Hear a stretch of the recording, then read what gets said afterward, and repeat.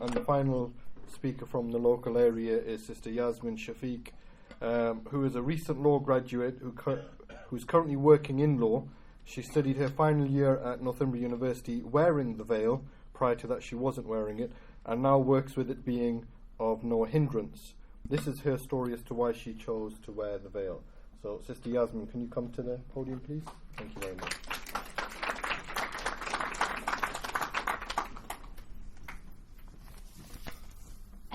When I was asked to speak here today, I didn't know what to say, so I thought I'd go with my journey to the Niqaab, because I thought that would be something that you could go through with me, and you could see the way my mind was when I was thinking, my thought process to take it up.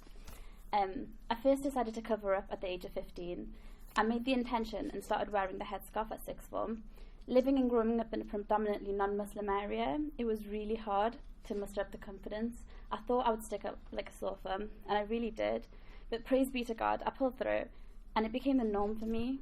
I didn't fully understand the concept of why people cover up, but to me it just felt so right, because it was a decision that I knew I had made 100% for myself. And it was a sense of liberation as well, I felt, because I wasn't doing it to fit in with everybody else. I was doing it to make me happy. It was only when I started university that I started to research into my religion, and for the first time understand my religion. Little by little, my dress sense became more modest, looser clothing, and I started to lose a painted face. My outer appearance started to reflect my inner self. My friends started to grow in faith too, and I felt really good to finally not stick out like a sore thumb, to not be the only person in hijab.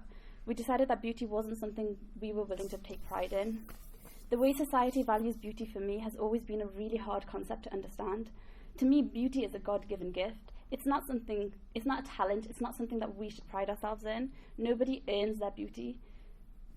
Nobody works hard for it. Why should we focus our lives for those who are fortunate to be what society regards as beautiful? Surely we as humans have more to offer than that. Surely we as women should not be objectified in this way. We walk past shops on the highway and high street, and we look at them and we hear the phrases, "Oh, this shop only hires pretty people." To me, this is so sad. How does the way someone look correlate to how many items of clothing that person can sell?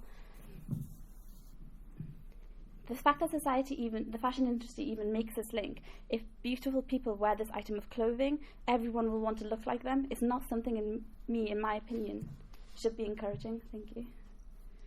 So even though I was dressing more modestly, something felt incomplete.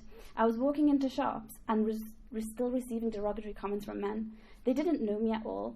They just knew my face, and that was something that really mortified me. I felt horrible.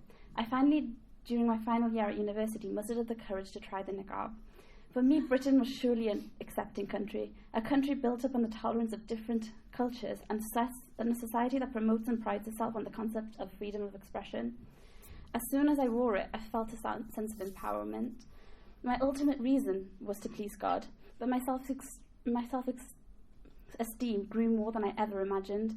I became so much more confident in everything. I finally felt that people were looking at me as what I, as a person, had to offer over anything that I just happened to be born with. My dress sense and everything reflects my beliefs, from my religion to my morals. I can comfortably say that I am not a slave of fashion. I don't dress the way society tells me to dress.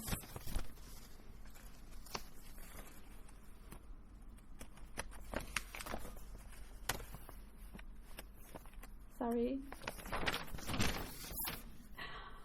Western mentality has tricked the women into believing the less you wear, the fewer the item of clothing, the more revealing, the more liberating a person should feel. But I can 100% say that that women don't understand the concept of liberation until you take away what is the object of men's desires. How can you be happy when you are making a random man to whom you have no links to happy? Surely that's the same principle that women have been fighting to abolish for the last century. Well, Islam handed women these rights 1400 years ago. To people who are dictated by fashion, all I can say is, women have been fighting for equal rights since before we were born. But how can we argue these rights when we oppress each other? We look down upon each other because of how we dress, how expensive someone's shoes are. We look up to celebrities who promote the most designer clothing, who has the best cheekbones, who makes the most beautifully. We diet in order to fit in, to become society's ideal size. The niqab frees me from such impossible pressure and ideologies? How can we begin to fight for rights against men when women don't even have rights against each other? I'm not saying that I don't like beautification or dressing up. More, I choose who I beautify myself in front of. Those people who would love me regardless of how I dressed that day, regardless of how much makeup I wore, my female friends, my parents, my brothers, and one day, God willing, my husband. God is beautiful and he does love beautiful things. Thank you.